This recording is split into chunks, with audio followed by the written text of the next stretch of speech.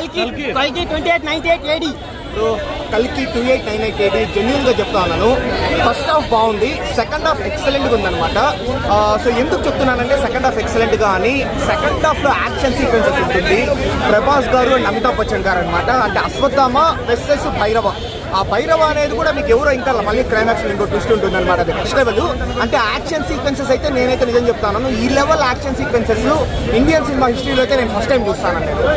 ఎందుకంటే అందరూ మైథాలజీ అంటున్నారు అనమాట. బట్ కానీ నేను మైథాలజీ కంటే హిస్టరీ అంటాను. ఎందుకంటే మహాభారతం అనేది మన చరిత్ర, మన హిస్టరీని, మన చరిత్రని, సైన్స్ ఫిక్షన్ ఎలిమెంట్స్ ని, ఫ్యూచరిస్టిక్ టెక్నాలజీస్ ని అంతా కలిపి నిజంగా మూవీ వచ్చేసి తీస్తారనమాట. నిజంగా చాలా బాగుంది.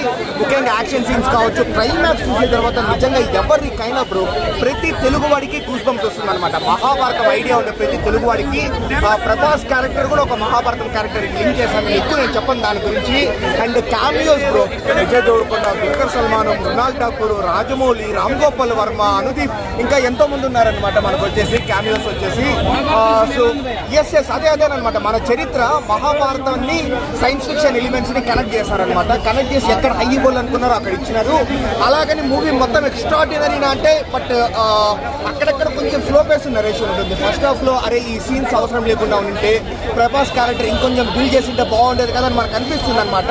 కానీ ఓవరాల్ గా మనకు second half action scenes, climax అంతా చూసి మనం బయటకు వచ్చిన తర్వాత మంచి 3 hours మూవీ మనం చూస్తాము. ఒక 3 hours ఎక్సలెంట్ మూవీ చూస్తాం అనే ఫీల్ తో వస్తాము. అండ్ కల్కి 2898 AD వచ్చేసి కేవలం ఒక పార్ట్ మాత్రమే కాదు, చాలా మంది ముందే తెలిసినది ఏదైతే సినిమాటిక్ యూనివర్స్ అనమాట. అండ్ సెకండ్ పార్ట్ లో కూడా మహాభారతాన్ని ఇంకా నెక్స్ట్ లెవెల్ లో ఉండబోతున్నారు. కమల్ హాసన్ ఫ్యాన్స్ ఎవరైనా ఉంటే ఫస్ట్ ఈ పార్ట్ లో అంత స్కోప్ ఏం లేదు కమల్ హాసన్ కి, సెకండ్ పార్ట్ లో భారీ స్కోప్ ఉంటుంది కమల్ హాసన్ కి వచ్చేసి. సో అమితాబ్ బచ్చన్ గారు, ప్రభాస్, సో ఇద్దరు ఇరగతీస్తారనమాట. ఓవరాల్ గా మంచి movie bro. Baahubali records break చేస్తుందా? బాహుబలి రికార్డ్స్ బ్రేక్ చేసే అవకాశం ఉందా?